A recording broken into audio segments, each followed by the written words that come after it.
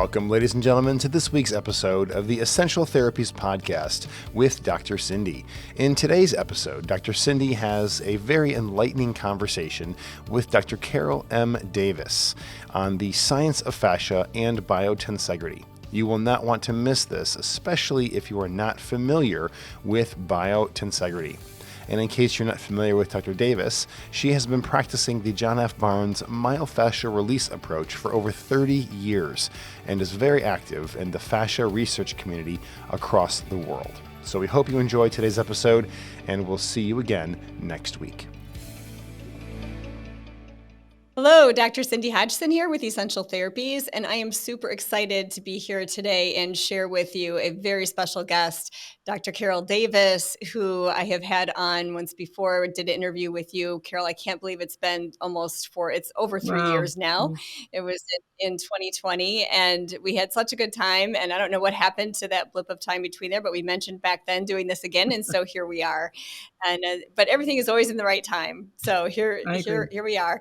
And I just to do a quick introduction of Dr. Carol Davis. She has just been such an amazing mentor to me before I even met her in person. She wrote a textbook called Patient-Practitioner Interaction that I had in PT school. It was my favorite class.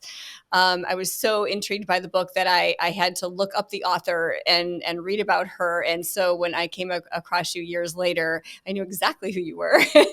And I can honestly say that I use things that I learned from your text in every aspect of my life. So not only that was a top-selling textbook for a long time. And then you went on and did, as far as I know, is it the only science-based text on integrative therapies, especially for physical therapy, but for medicine in general. No, there are others coming out now, but this was one of the first. Yes, one of the first. So she has been a professor at the University of Miami, Florida for, yes, and there it is. There's the book. Yay. Fantastic book. So important for really every part of medicine to be aware of that book. And you mentioned that you had some heat at the beginning about that, right? You had some in the very beginning. Because integrative therapies are based on the guiding principles of things that we can't measure directly. That is electron flow, subtle energy, and there were many in the profession of physical therapy in the 90s who were saying we really need to stay with evidence-based standard randomized trials for our research. And integrative therapies doesn't have many valid and reliable research to back them up. And I prove them wrong. I ask all my authors to include randomized trials in their database when they were presenting whatever integrative therapy they were writing about. And so the quality of that research was always in question because it didn't have huge databases. And a lot of it was, some of it was case study, very low level studies, but still systematic collection of data. And as time has gone on, not much has changed. They're still using randomized trials to base their or exercise particularly protocols, but randomized trials were not made for human beings. They were made for chemistry. And it's not easy to bring people around in the medical field, bring people around to recognizing that really well-documented case analysis is really the best way to get at efficacy and validity and reliability in the application of subtle energy-based therapies. Fantastic. So not only was Carol teaching for many years in Miami, but you were also practicing therapy and using what is kind of what brought us together in later years, the John F. Barnes myofascial release approach. And you have been also doing that work in a clinic since the mid-90s, right? And so you have this wonderful background as well. And so with essential therapies, I mean, for me, that is the primary essential therapy, if you will, that brought me to doing this podcast, to having my business, and the practice that I really focus on and have since I got out of PT school, which has been going on 28 years now, which is kind of crazy to think of that. So what I would really love to be able to focus on today is really getting into the science of fascia and biotensegrity. And you have such an incredible background and ability to speak to this. And really, I pulled out a couple of key terms that you mentioned in our last talk. And you talked about inspired and implied biotensegrity. And I love how it was like, we're applying this knowledge of the biotensegrity structure. What is it? How is that related to, and how is that part of fascia? And I just want to open that up to you to just start talking about, and also tying that into this John Barnes myofascial approach that you and I have been using for years, and what makes that different? Wow, that's a loaded question. We could talk an hour on that one.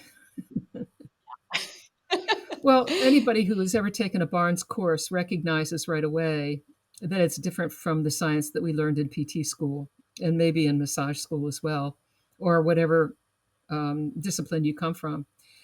Unless you were educated under a system that looked at holism as the foundational science of how people are constructed, how living beings are constructed. We learned about the machine model, and we learned that we had to memorize bones and muscles, and we did our gross anatomy dissection emphasizing the parts. And this has been going on since the mid 1500s. And people have been thought to be like machines, and that when something goes wrong, it's simply broken, very much like our cars are broken, and we have to figure out how to fix it, whether it's adding chemistry or mending together a bone or taking out a diseased organ or supplementing with a new organ. But Barnes, from the very beginning, suggests that what we're dealing with here is a web, a continuous web, a continuous liquid crystal vibrating web that goes in one continuous pattern from the top of the head to the bottom of the feet, with no layers, no interruption, no nothing in. And all of our cells, all of our 35 to 70 trillion cells, think of that, all of our cells, all of our parenchymal cells, organ cells, liver, lung, heart, intestines, kidney, all of those cells are embedded within fascia and can only work because they have this fascial connection. And then Barnes suggests that because this is a whole system, if somebody comes to us with neck pain, that doesn't mean that's where the main problem is. And John's famous quote is, "Notice the pain, look elsewhere for the cause." And that's how he began to understand that this living tissue that he was able to connect with when he had his own back injury by pressing down on his quads in long sitting on his living room floor, and then pressing down and connecting with this tissue in some way. And he felt the movement, and he knew that this was fascia, and he started to do an in-depth study led by the wisdom of A.T. Still, the father of osteopathy. What is this tissue, and how is it responding to this compression and tension that I have placed on it through my hands? Why is that affecting my pain in my back? And so we have introduced to us a systems theory rather than a mechanistic theory, and that we have biomotion instead of biomechanics, and that the whole of us is composed of fascia with all of these cells, nerve cells, brain cells, all of our cells embedded within this tissue. And this tissue is made up of three main elements: elastin, collagen, and then this polysaccharide, mucopolysaccharide ground substance, the extracellular matrix kind of substance, the very fluid, vibrating web. and then any kind of cells that are necessary for wherever the fascia is located for the functioning of that fascia together. But all fascia has fibroblasts in it. The fibroblasts are the active cells that create the collagen, and there are 13 or more kinds of collagen in fascia. But collagen is the stability part. Our noses and our ears are mainly collagen, but the skin is mainly elastin, very stretchy. But elastin and collagen, and then this extracellular ground substance, and a lot of water. H3O2, not H2O, H3O2, um, heavy water, easy zone water, as discovered by Gerald Pollack.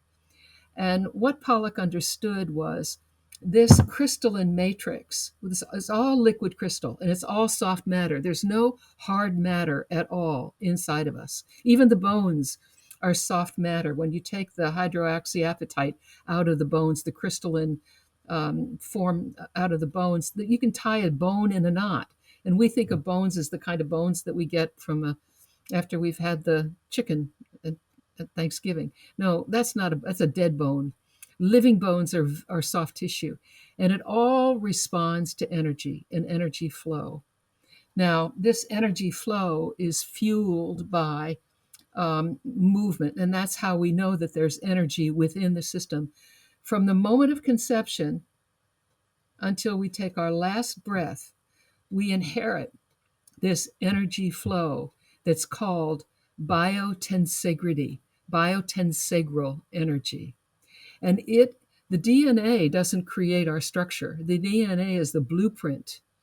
But when the sperm and the egg unite and the zygote turns into an embryo, and that embryo starts forming, and the cells start multiplying, we say cell division, and all the cells have the same DNA. Jaap van der Wal says there's no division, it's multiplying. And they multiply from 2 to 4 to 8 to 16, and they close pack together, and they start to form this beautiful embryo. Before the nervous system is developed, before the brain is developed, this energy is flowing into the embryo, creating the embryo in the womb, whether it's a salamander, whether it's a frog, whether it's a human being. It's all biotensegral energy flowing through the tissue as inherited by the parents. And that biotensegral energy is responsible for all flows: breath, blood, lymph, neurotransmitters, neuropeptides, steroids. All of the flows inside our body are fueled by this energy flow within the cells that we call biotensegral energy.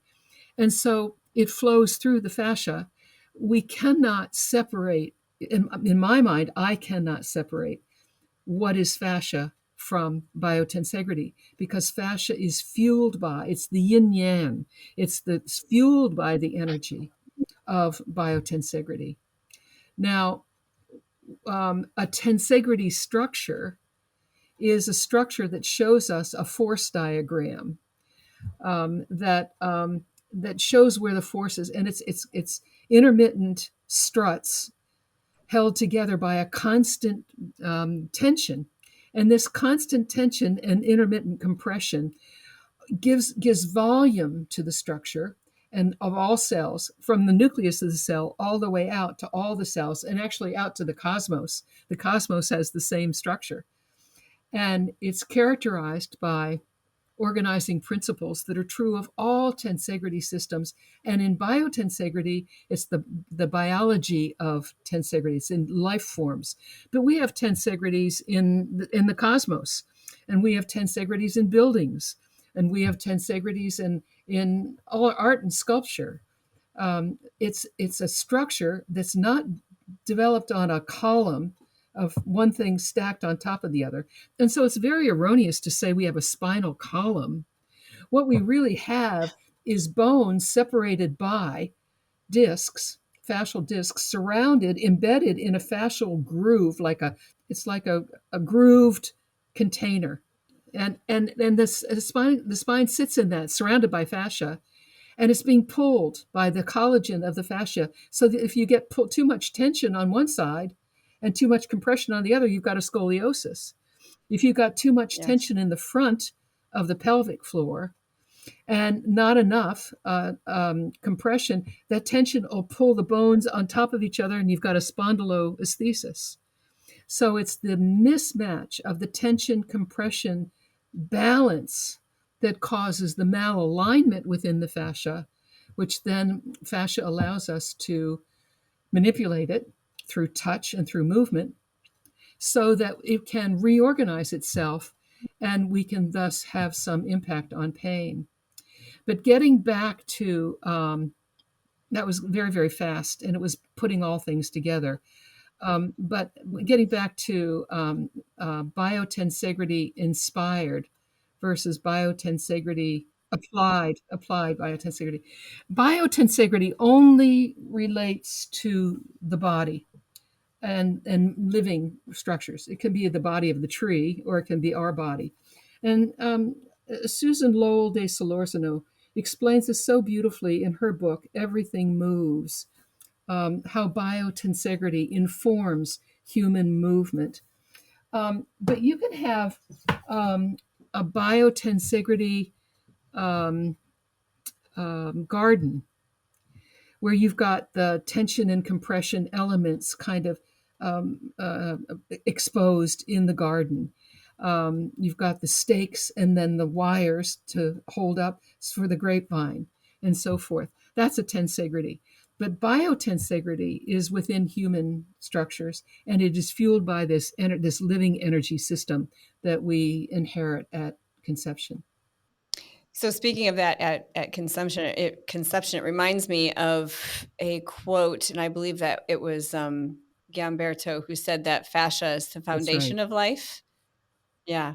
So that's just so huge Yeah. to think of. And then when we um, are are going towards this idea of dysfunction that we have, um, all of the different ways that we can affect that. I know you have brought in there as well the interoception and our Mhm. thoughts and our heart and how we're Right. communicating using the heart and the mind and the fascia through the cells. Can you talk a little bit about that communication system? I think that's just Yes. fascinating I and love telling the trying to make story. that a I was sitting in 2015 with Jean Claude and Jaap van der Wal for breakfast in Dundee, Scotland. We were there for the John Sharkey's biotensegrity informed fascial dissection course. We were having breakfast together. And Jean Claude said, videographer, he has a very thick French accent. He's the author of Strolling Under the Skin on YouTube. Strolling Under the Skin, and this book that Cindy's holding up, The Architecture of Human Living Fascia. He did an endoscopic view. He cut open a small incision and pushed a tube with a camera and light at the end to see living fascia, because the only fascia we knew about was the fascia from our cadavers, our donated bodies, in anatomy class, and we pulled all the fascia out and threw it in the bucket, and to get down to the really important stuff, the muscles and the nerves and the and the bones. And John Barnes said right away in the first course that if you took it, he said fascia was seen as the tissue that you threw away, and it was the worst decision that we could have ever made, because that's the source of life. And so Jean Claude was saying, a videographer came up to me and said, I'm going to make a film of you and about this fascia. What is fascia anyway? And I laughed and I said, well, he didn't do his homework, did he? And Jean Claude said no. And I said, Jean Claude, when will everyone know about this tissue? And he looked up and he said, when everybody understands that fascia is the foundation of life, the foundation of life, whether it's in a tree or a frog or us or your cat or dog, Mhm. fascia is the foundation of life, because through that tissue comes the communication system, the information for all parts of the system to be able to function in homeostasis and balance. And John Barnes says that fascia is the copper wire conduction system, but it's very much like conducting information, but it's very much like a river. And a river, and what's flowing in the river is information. And when the fascia condenses or congeals, that extracellular matrix, that glucopolysaccharide ground substance gets dehydrated or squished together through posture, through trauma, through wounds, through a repetitive motion, all different ways that soft hydrous ground substance can get smushed together and congealed. Then it stops the flow of electrons. It stops the flow of communication. And yet fascia allows us to open up those restrictions. They're called restrictions in the Barnes methodology, by what he calls release. Now, fascial release is a very controversial term because we don't know what's releasing, but we do know that pressure and elongation and movement allows fascia to respond to it. It will respond to it by changing the way it's situated inside of us. It changes right under our hands in manual therapy. And in movement therapy, you can see it during the unwinding process, always in spirals, never in straight lines. That's the way we're developed. That's the way we're found, that we're made. And so what happens when we have our hands placed and we're listening very carefully to what's happening? What's the fascia doing under and between my hands? You can feel it start to unwind. And that unwinding is motion fueled by biotensegrity and our energy that's coming out of our hands, connecting with the energy of the patient that's flowing through the fascia. And then the energy, the fascia gets charged, so to speak. And because it's liquid crystalline, when you press on it, electrons flow all over the place because it's very unstable. And those electrons, especially the H3O2 electrons, it's very, very hydrous, and H2O is a very stable water molecule, 2 hydrogens and 1 oxygen. But when it goes down the alimentary canal and it spirals down the digestive tract and into the circulatory system through the intestines, when it goes into the circulatory system, it goes in as H3O2, 3 hydrogens, 2 oxygens. Now, that's huge because H3O2 is a whole different structure of a molecule. It flattens out and it becomes crystalline. And what that means is when you press on it, electrons flow all over the place. We usually think of crystals as being solids, like the crystals, the gems that we have, but there's liquid crystal, and everything inside of us, fueled by this H3O2, is liquid crystal. And that means the electrons, that whenever you've got a flow of electrons, you've got movement, you've got vibration, then you've got communication. And the living crystal fascia web stores information and communicates that information through all of the systems. And so we don't have a machine anymore. We have a system that follows the rules and the guiding principles of subtle energy within systems.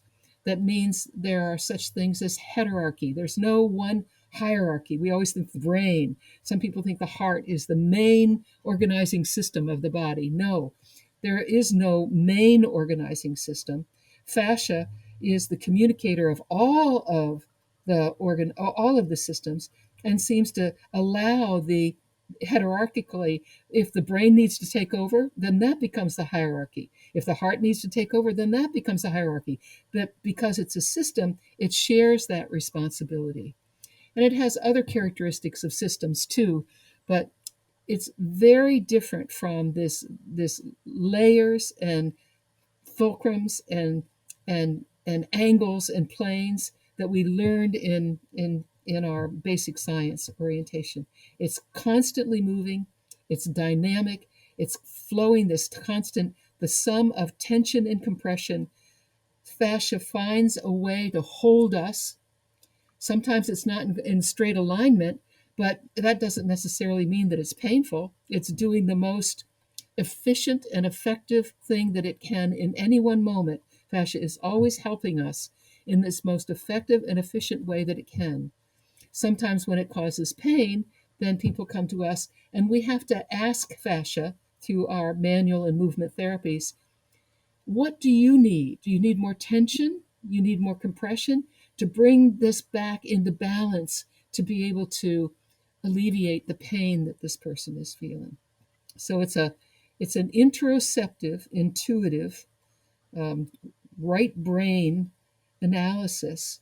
We feel mainly from our interoceptors, not our diagnostic left brain. We feel what fascia is asking for, and through pressure and compression or through movement, we suggest it, and then fascia responds. Wow, that's a fascinating way to look at it. And when we talk about this simple model that we were taught, both the anatomy and physiology and just the whole levers situation, the biomechanics, and I did a lot of education in biomechanics, and you and I talked about this previously. It's like at times it's almost kind of mind-blowing for me to think all that work and study, right? But that's what we knew Yeah, it was then. We incomplete. didn't It understand. was, It was it very was. incomplete. Well, Joanne Avison said there's nothing about it that's true, but it was the best that we had at the time. It's the best that we knew at the time. The only Yeah. way that we could try and figure it out. Excuse me. The problem is that most of medicine, especially, and even a lot of movement therapies are still basing everything upon Right, that model, right, correct? Is that right. what you would agree with? Yeah. And trying to shift over to this understanding and getting the word out, so to speak, of what biotensegrity is and how just all of the things that you just mentioned seems like a huge undertaking because it really changes our belief systems in a That's right. way. Because much of science at this level, nobody's ever seen an electron. We are proposing this as a methodology to understand what's happening inside our bodies. But there are a lot of people that would disagree with me that fascia is all that is inside of us is embedded in fascia. They would say, no, fascia is one of the systems. It's 20% perhaps, but it's just one of the systems that's working along with the nerves, along with the nerves are embedded in it, but the brain and the spinal cord and the peripheral nerves are the whole, is what's running the show. And fascia is just a stuffing that gives us volume. And yes, it does communicate. There's some communication there, but the neurocentric folks say no. This is the brain and the spinal cord, and the peripheral nerves, the motor nerves, and primarily the sensory nerves, both the myelinated and the unmyelinated, the proprioceptive myelinated, and then the interoceptive. And the interoceptive are the interoceptive are 7-to-1, and the sympathetic and parasympathetic nervous systems, the autonomic nervous systems, are mainly a non-myelinated interoceptive. They go up the spinal cord into the spinal thalamic tract, up through to the thalamus, and then the proprioceptors go up to the sensory motor cortex. But the interoceptors shunt off to the insula behind the frontal and above the temporal lobe for interpretation. And a lot of that is autonomic nervous system. We don't have to think about it. That goes to the dorsal insula. But what goes to the anterior insula is the recognition of our feelings and our awareness of our heartbeat and our ability to say, I can envision who I was 5 minutes ago, and I can anticipate who I'm going to be 5 minutes from now. That intuitive understanding is the anterior and middle insula, not the automatic use of the sensory nerves to say, oh, there's not enough calcium. We're going to have to go and take some of the calcium out of the bones to balance the calcium in the body. Or, oh, we need hormones. Or, no, we need fibrinogen over here to close this wound.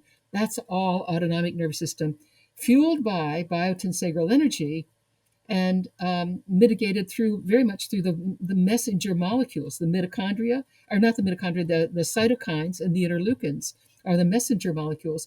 And the white blood cells, the mast cells, the T cells, they're flowing through the fascia, energized by biotensegral energy. That's what pushes them through the fascia. It's what pushes the blood up from our legs to the pelvic um, um, uh, parallel pelvic floor that then pushes it up to the heart.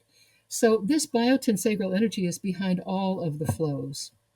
Wow, and it's fascinating that here we are as therapists connecting into this system that is hard to really even put Yeah. into Yeah. words. Of course, it's almost easier to Yep. feel. And then, as we think about the requirements of research and outcome-based studies and all of these things, it's no wonder that it's not Yes. recognized Nobody's ever seen an electron. because Yeah. it's hard to be able to quantify Yeah, all of but what we that. can do is Um, you use, for example, the advances in technology.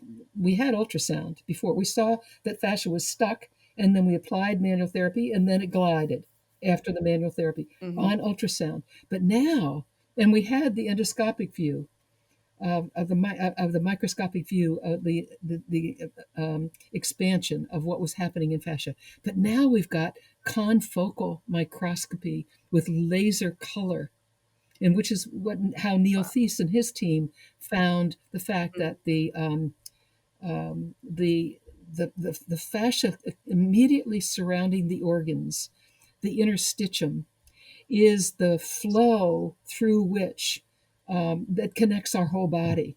And they thought they discovered something new in 2019 because this non-focal um, microscopy with laser direction found this tissue because they hadn't done any of the homework on fascia. And then all of a Yeah. sudden they started to catch up with the Fascia Research Congress, and they recognized that this is all part of a larger system. But we can see it now. We know what metastasis is from cancer tumors. We know that solid tumors will push their way mechanically, fueled by an energy in this cancer cell, this tumor, push it through the interstitium and carve out a pathway into the fascia to travel in order to be able to have metastasis at other places far from the tumor itself. Fascia plays a primary role. So all of a sudden we had to say, oh, wait a minute, we're doing fascial release over cancerous tissue. We've got to be careful there because do we really want to release, make more space in tissue that might contribute to the traveling of cancerous cells? No.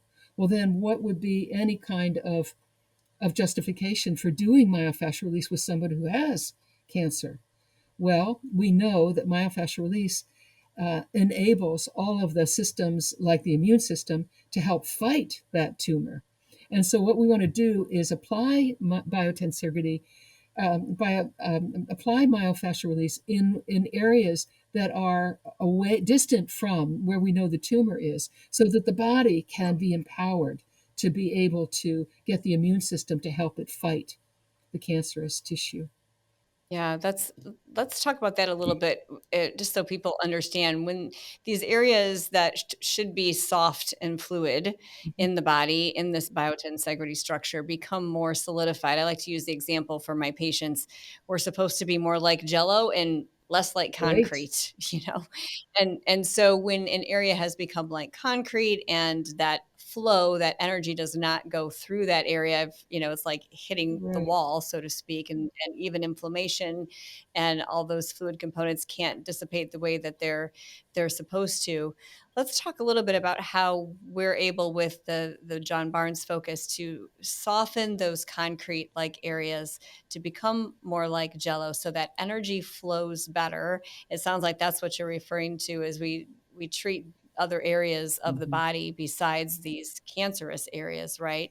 And open up this energy flow throughout the whole system, as you would say. Well, John Barnes says find the areas. If you don't know where to start, you're always working with the whole body system, no matter where you put your hands. But if you don't quite know where to start, find the areas that are hot or hard or hurting. And that's indication of a stiffness in that extracellular matrix, the congealing of that tissue that would benefit from the energy flow from your hands and from your body into the tissue to open it up. This is all soft tissue. It doesn't follow the physics of solid state physics that we learned in physical therapy school. There's nothing solid inside of us. And so we talk about not trying to dig deep to get down to those deep, deep restrictions close to the bone.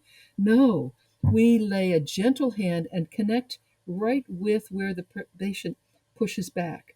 We drop our hands down to connect with the person and then open up the space between our hands, and then we wait.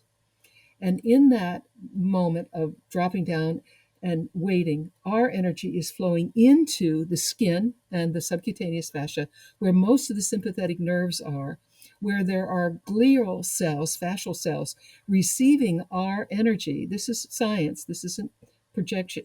This isn't a proposal or belief. This is science. The Nobel Prize was won 3 years ago or 2 years ago by the scientists who found these glial cells, the ion channels in the fascia underneath the skin, that then take the electrons from the pressure of our hands and shunt it down to the interoceptive free nerve endings, the C nerves, and then up to the brain. And so this is a sensory system that responds to soft touch because too much pressure and fascia fights back. There's a substance, you said jello. If you press really hard on jello, you'll squish it all the way down. That's not the way fascia works. Fascia, if you press too hard, it feels like a board.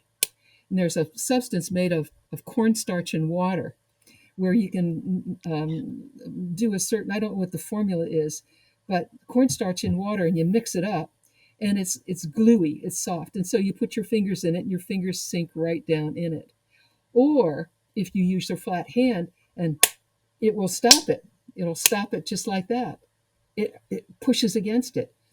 So the argument is, if you don't want the fascia to push against you, you want to be able to sink down in and influence that congealing, that stiffness, so that you soften it through piezoelectric and effect and thixotrophy. It will change its structure, its chemical structure, so that it becomes more compliant, softer. And those hard, hot, or hurting nodule-like structures within the fascia soften, and fascia then starts to spiral around and reorganize itself.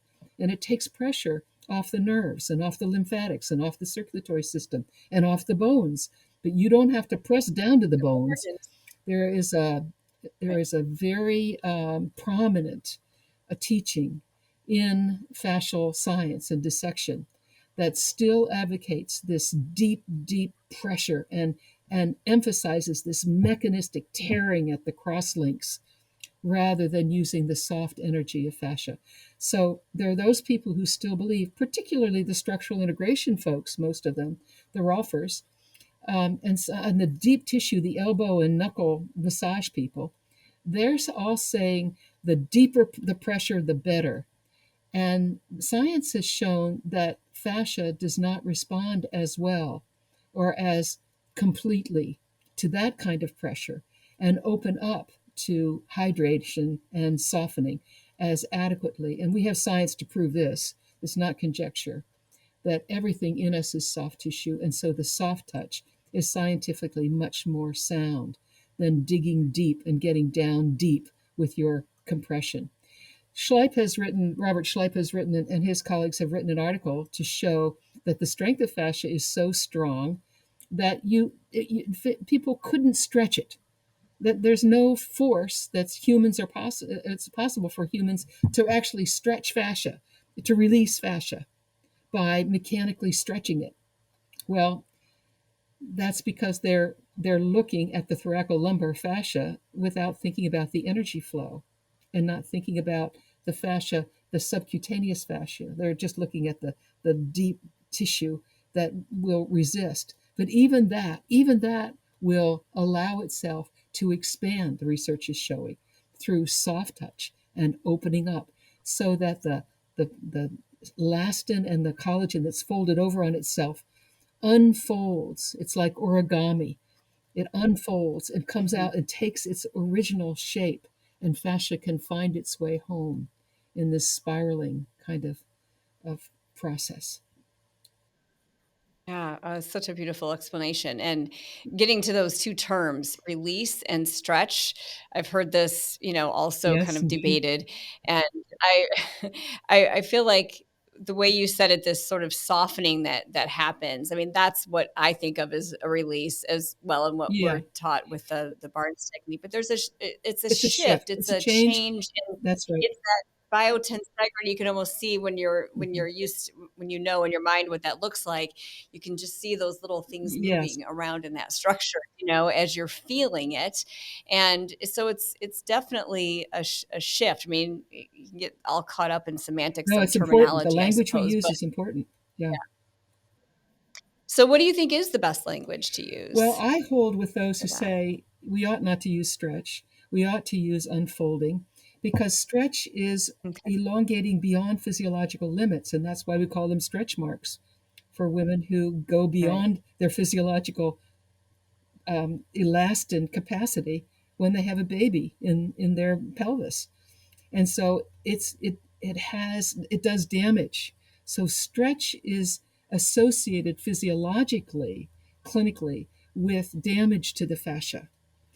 Opening, unfolding within the, you can take a piece of paper and fold it all up and have it take a much smaller area within the fascial network, and it becomes condensed.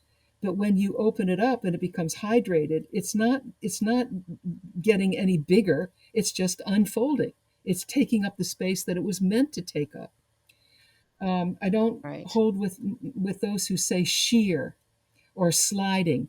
There's no spaces, so there's no inertia. So there's gliding, but not sliding. And when you say shear, I say elongation, because shears are meant to cut, and shear is Okay. seen Yeah. as, again, damage to the tissue. This is suggested by John Sharkey, the clinical anatomist that I've studied with. And I like his explanation of why he doesn't use those terms anymore, why he uses gliding, why he uses unfolding. And John used to say uh, compression and then shear. And on many of my old videos, you'll see me saying that too. I never say shear anymore. I say compression and elongation. Open up the space Okay. between your hands, is what John says. Open up the space between your hands until you come to a dead halt. And that's the collagen barrier. And you wait there for 30 to 90 seconds. You can feel your hands sinking in a little bit more as they heat up the tissue. Marvelous YouTube video by Richard Hardy, Harty, Yeah. Richard Hardy. He took a thermal camera and showed how the tissue that is heated up from the energy from us into the fascial system that we've got our hands over, and how the temperature changes. It moves up and changes color with this thermal camera. And I always think of that before I start working. I think, let the energy do the work. If we're doing an ear pull, after a while we start to, ooh, my fingers are getting tired. I'm going to have to let go. No, because you're trying too hard. And John says, if it feels like you're working too hard, you're working too hard. Let the energy do the work. Same with the tongue pull. Let the energy bring it to the end range. Let the energy do the work. If you're trying to work on a frozen shoulder, don't crank it up to the top and then stretch it. No, take it through a range of motion that's comfortable. Have the patient elongate the fascia from within, and then you just maintain holding the tension out of the system, and you'll feel it get longer and longer and longer, and then you can move it, and longer and longer and longer, and then you can move it, because it's unfolding rather than damaging by stretching, and you get a reflex contraction. You don't want that. You want it to let go. So get the sensory nervous Yeah. system working for you and with you within the tensegral boundary. Yeah. And when you mention coming to that collagen barrier, and that is stuck, feels Yeah. very stuck, right? And then as that begins to open, elongate, and change, that shift is what I think of as a Yes. release, of course. Um, when we talk, I would love to talk about that 5 minute plus mark where we know research has shown that interleukin 8 is released. Can you mention that a Yeah. little bit? John Barnes says, we don't know for sure. We were looking to see if somebody, I've been looking forever to see if somebody has shown this, that when you drop down and you feel yourself dropping down after 3 minutes or so, or 60 to 90 seconds or so, then you can start the movement. John says that's when the real release starts because you're in resonance. Your energy and the energy of the patient have come into resonance with one another. Now you can have energy flowing in waves close by, but when they come into contact with each other, then you get a magnification of the energy. The therapist's energy and the patient's energy coming into resonance, and then the flow seems to start. And then Paul Stanley and his associates. Now, this was done in a petri dish. This wasn't done in a person, but it was copied and somewhat presented at one of the universities in Spain. I think Andre Palat might have done that kind of research. But anyway, this is what Stanley found out.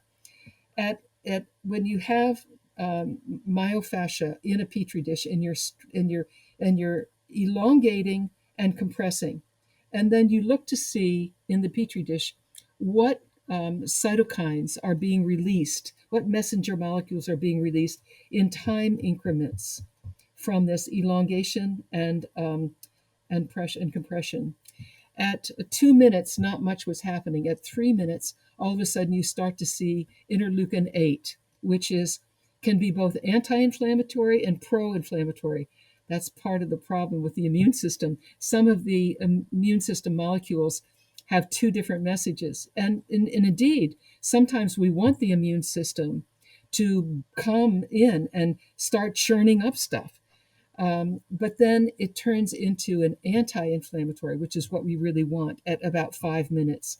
So, fascia is condensed and congealed restrictions due to debris often that's the byproduct of an immune system that was thwarted. It was doing its job, but left debris behind because we took aspirin or a or non-steroidal anti-inflammatory or a shot of vodka, and all of a sudden we felt great, and the body just said, "Okay, I can stop now."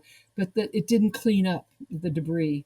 So we believe in this contact and this elongation. What's happening is the the interleukin 8 comes in to clean up as an anti-inflammatory.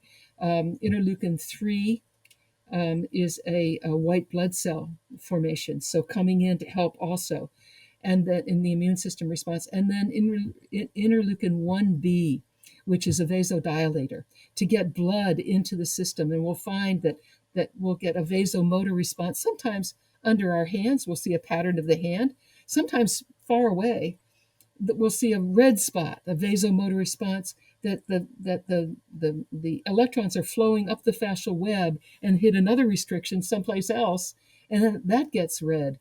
These are the messenger molecules from Paul Stanley's lab that are released with compression and elongation of myofascial release.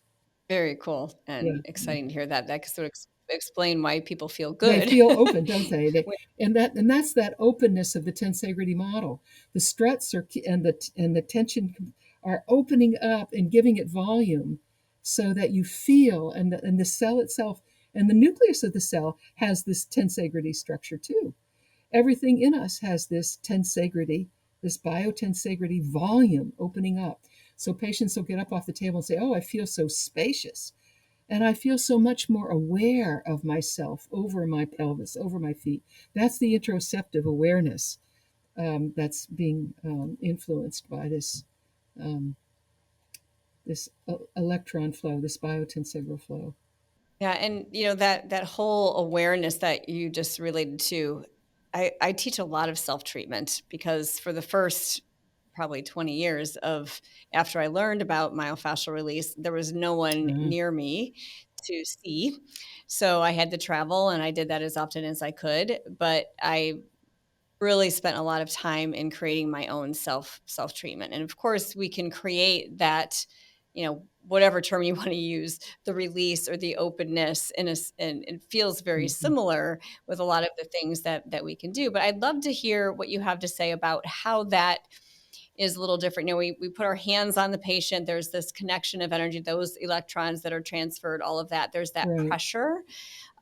But without another person bringing their system in, I feel that, you know, I can create pressure from within my body. I do a lot of lengthening. I've actually called these, you know, arm lengthener and leg lengtheners to really get into to the space, and had a number of times where I significantly changed some tightness in my body by doing that, and really holding it, really being present and feeling and being aware, and using this kind of an intuitive, constant lengthening to create a huge change in my body. So I often wonder, what is different then between what I'm doing for myself and feeling that change, compared to when someone is working on me or I'm working on a patient, you know, and as a way to improve our self-treatment. And, you know, I think a lot of it goes back to being centered and teaching patients how to be in channel 3, as Right. John Barnes Yeah. would say, which is being centered and not just doing a lot of thinking. But what are your thoughts on that? Well, fascia responds to forces from within and without. And the major force that it responds to outside of us is gravity. Even when we're developing in the womb, for example, the placement of the heart isn't straight up and down, but it's on that angle, responding to genetically the force of gravity. But that gravity also does us in the longer we are alive on the planet. And we tend to take the shape of the postures that we assume most often, and that's one of the main causes of fascial restrictions. We know that we can augment change in fascia through manual therapy and movement. Manual therapy with the flow of electrons. But when you do legs up the wall, for example, there are two ways to respond to legs up the wall.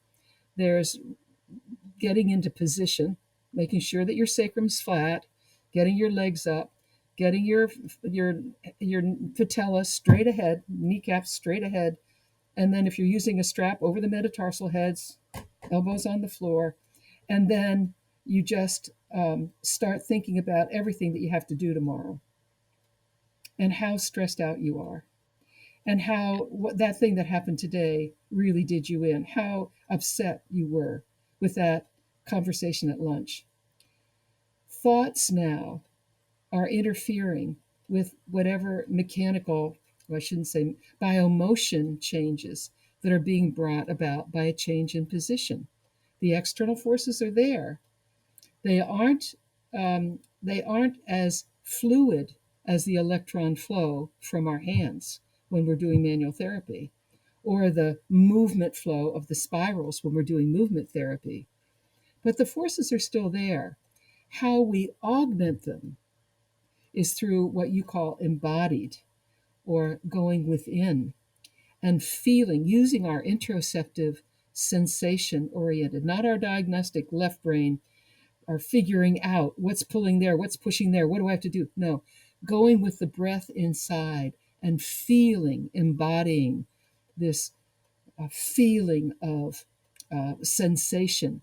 And if we just focus on what's happening in my legs, and we can actually start to feel the fascia elongating in our legs, and we can telescope it up a little bit farther, a little bit farther. When we actually become the motion of the breath, we become the motion of that's being facilitated by the forces from outside and inside, then we are embodying, and thought and awareness facilitates change in the fascia and is much, much more effective. And so people who say, oh, yeah, I did legs up the wall, it doesn't do anything, they don't understand, first of all, what's happening. You can't not do anything if you have your legs up the wall. Something's going to happen. You're going to elongate no matter what.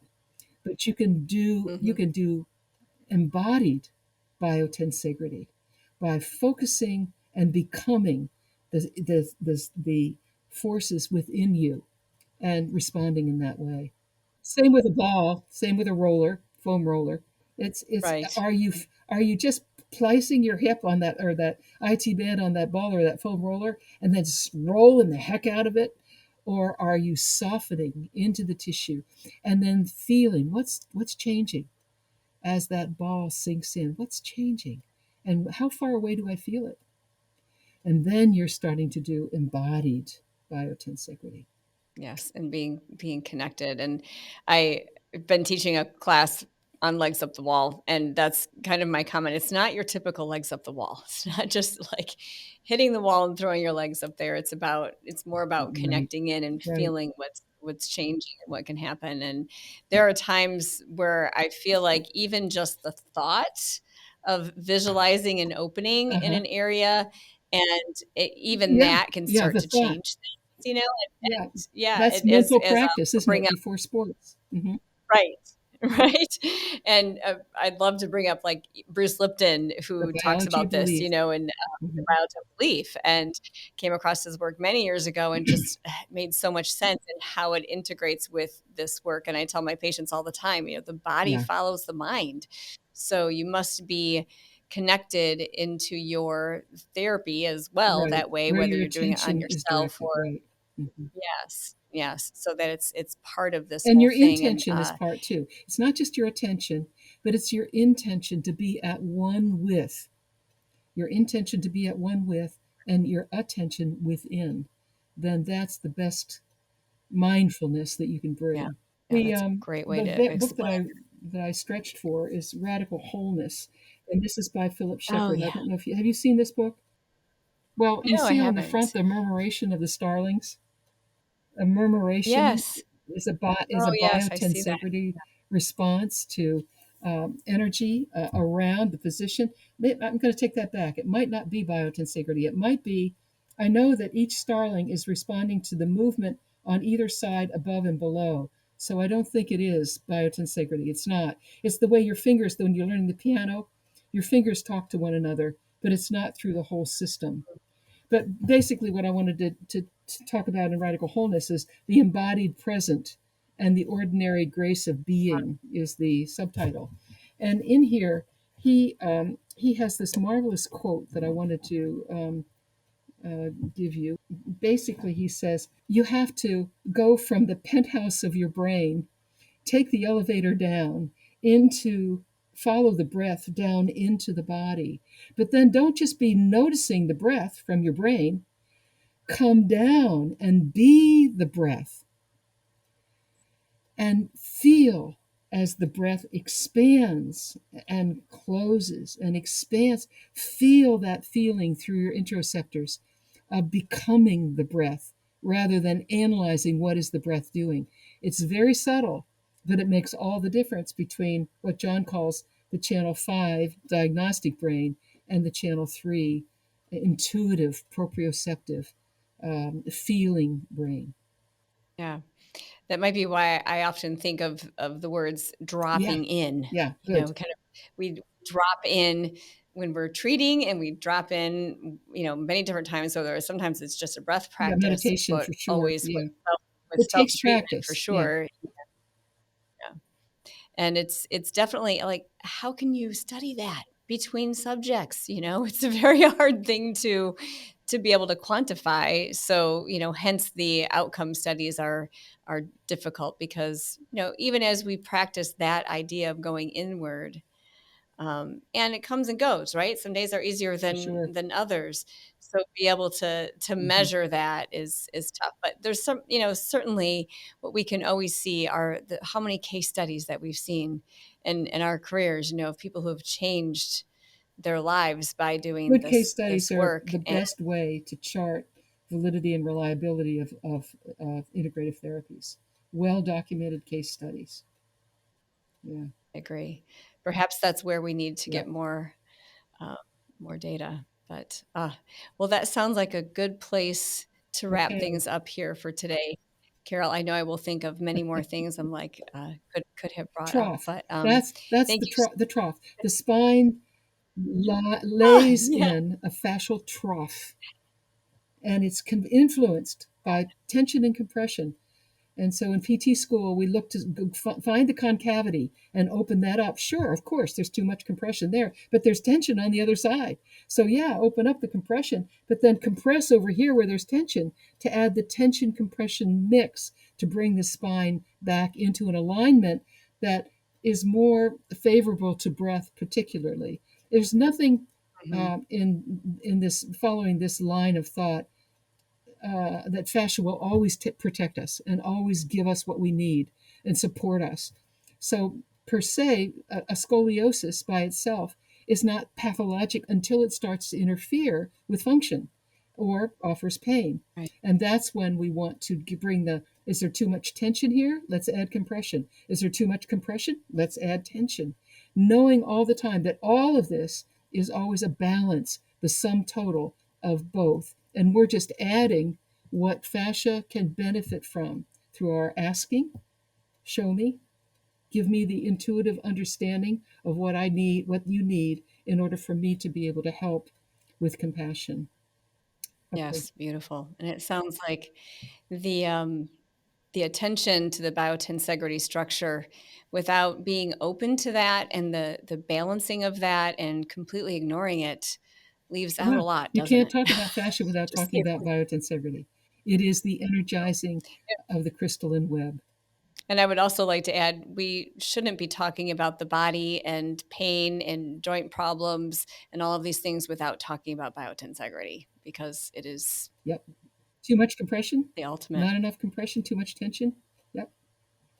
Hmm. Yeah, right. Thank you You're so much, welcome. Thank Carol, for you, joining Cindy. It me was a great today. pleasure. Always good to talk with you. Yep, and hopefully we can Good. do it again Great. soon. All right.